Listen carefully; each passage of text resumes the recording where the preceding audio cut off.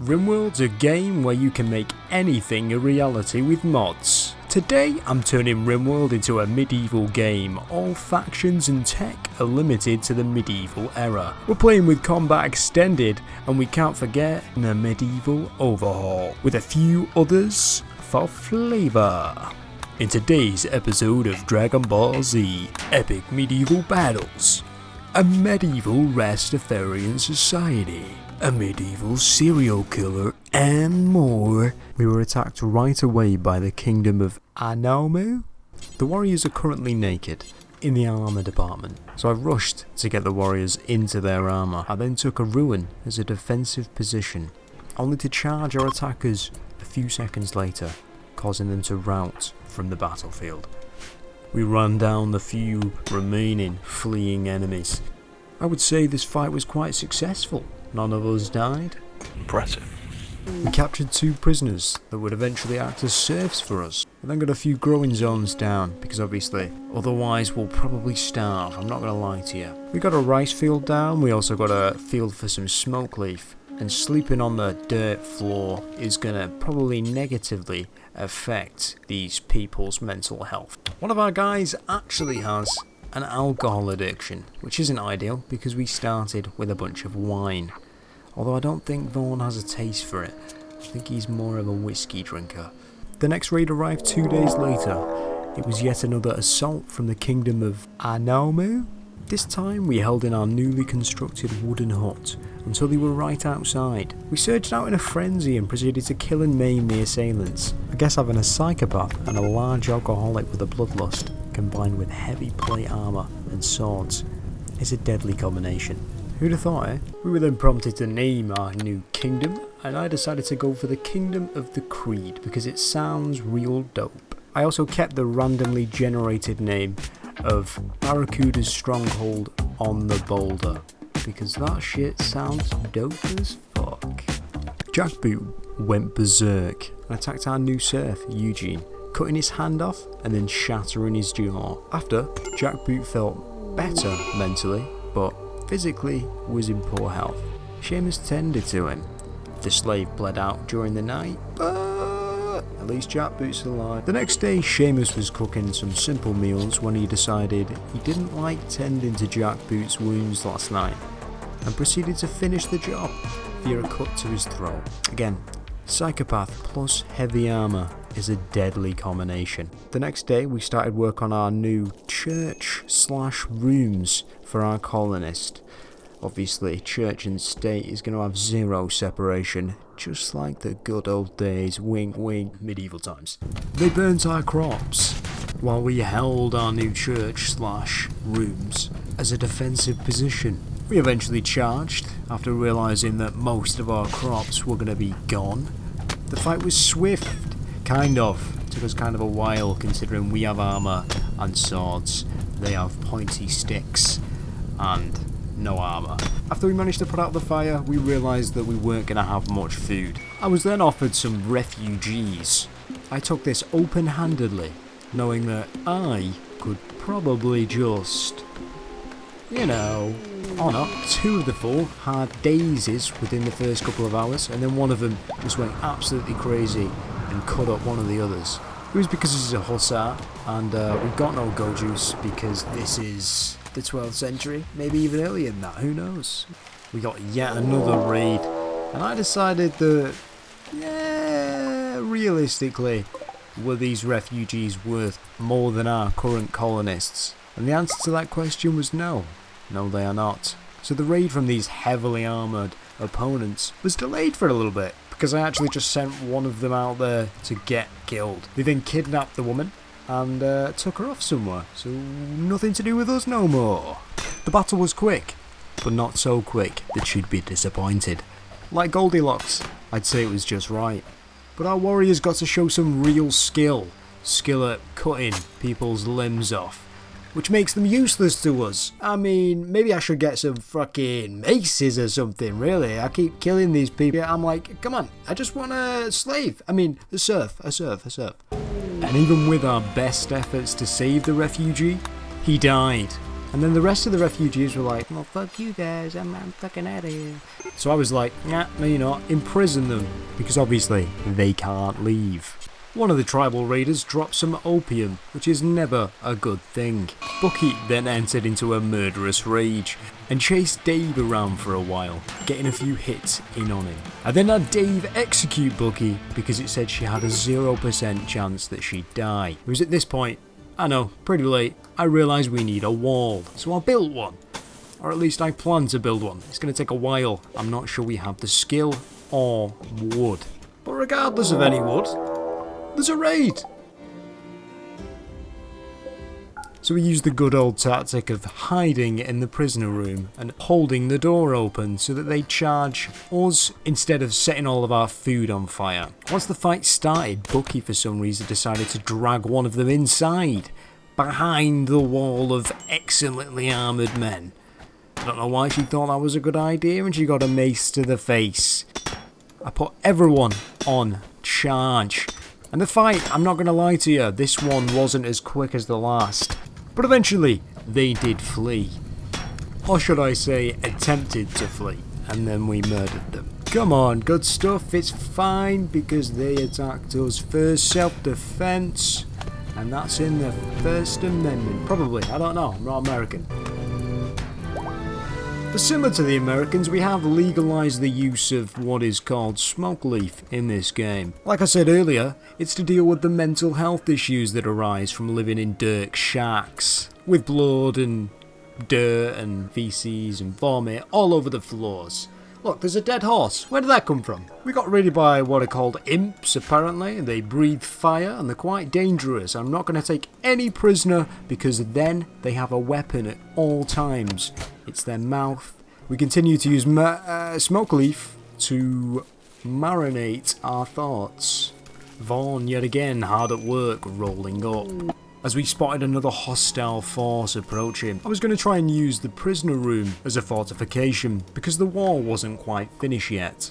Dave failed to reach the fortification in time due to his issues that he's got going on. The ones that did quite well against the approaching attackers, especially when we lured them in the doorway, where two of our guys can hit. Bucky won her one-on-one, and I decided Dave probably needed a little bit of help.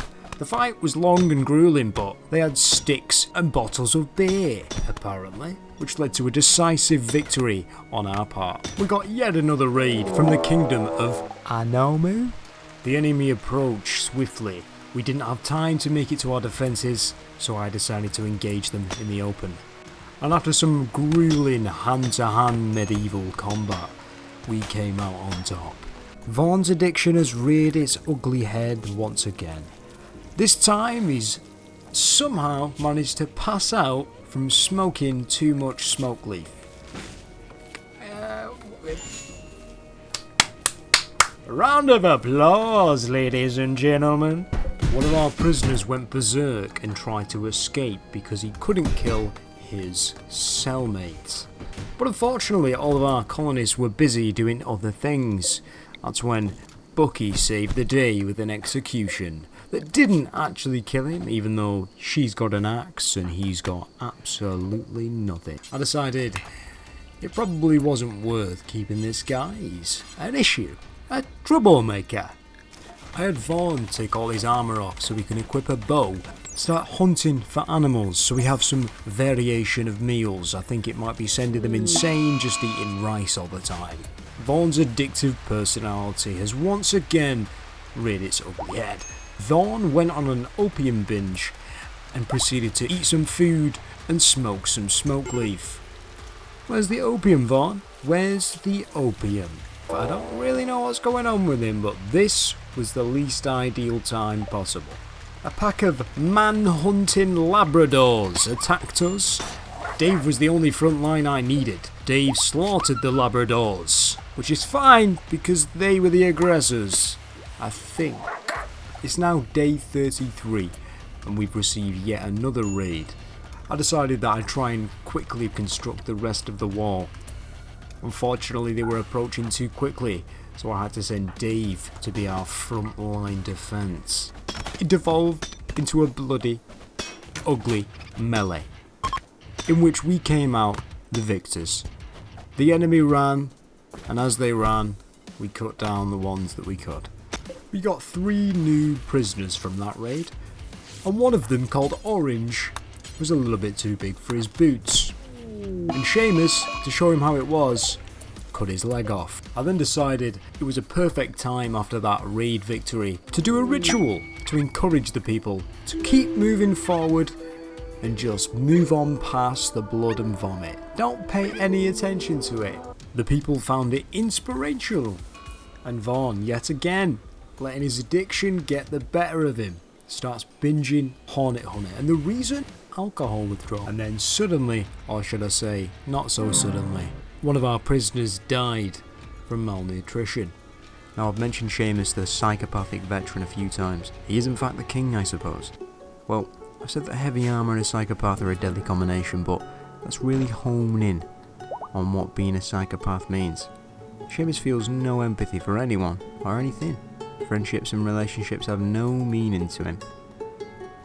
And that's why he's kinda dangerous. I mean, we've seen him kill one of his own before, and unfortunately, we're gonna see him kill some more. Seamus took down Vaughn first, and then he stormed towards a new serf and cut him down. He then decided that, just like when he was a young boy, he'd kill some small critters. I think potentially we have a medieval serial killer on our hands. I had Dave rescue Vaughn, but it wasn't enough. Dave can't do medical, so we had to get Bucky, but Bucky was just too far away. Vaughn passed away. Yet another soul lost. That's when Seamus struck again, wounding Bucky while she was out cutting trees. Seamus then went for Dave. The fight was like a chess match between grand masters, each trying to pierce through the cracks in each other's plate armor. After a long duel, eventually Dave broke Seamus's helmet and took full advantage. Seamus's open target cleaved his head from his torso. Soon after, Bucky perished from blood loss and Dave was all alone. But not for long. A Viking raid brought new potential corners back to the forefront of my mind, until Dave cut the head off what I can only assume was their boss warrior. This has sent the rest of them running.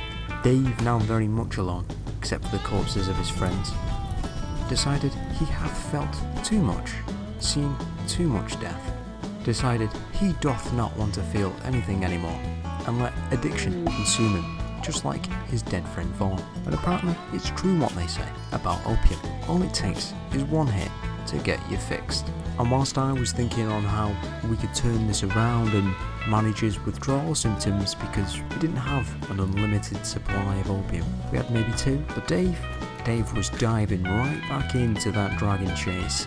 Dave, you can't catch the dragon, mate. That's why it's called chasing the dragon and not I've caught the dragon. Dave then wandered around for a while. Was it an hour? Was it 2? Well, it doesn't matter because time is more of a construct anyway. A social one, that is. And you might be thinking, why did you get someone who couldn't do medical? Well, I had 4 other people that could at least apply a Hello Kitty plaster. But they died.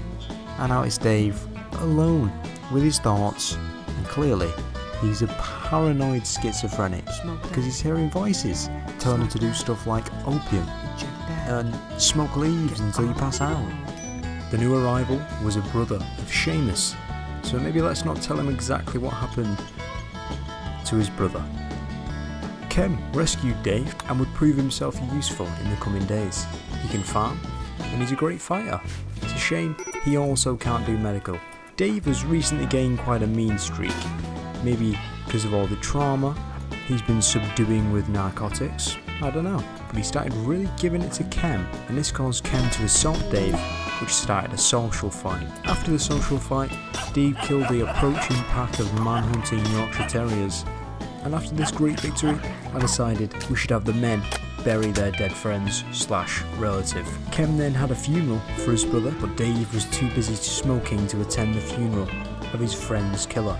Kem also joined the smoke train. He boarded the train many times over the next few hours. You could say too many times. I would say too many times.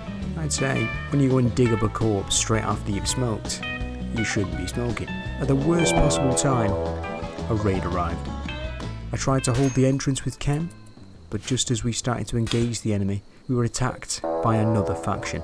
We tried to hold on, but they downed our men and burned our village. Dave gathered the strength to stand and tried to fend off the rest of the attackers, but he was no match for the greater numbers and his lack of a weapon. They kidnapped our 2 remaining colonists, putting this video and playthrough to an end. Do I wish it lasted longer? Yes, this was supposed to be a 100-day video, but obviously we didn't last 100 days. But if you did like this video and you want to see more, subscribe. Keep an eye out for more videos, or just go and watch my most recent videos. They'll be popping up on the screen at some point soon. I promise you'll be no more disappointed than my family.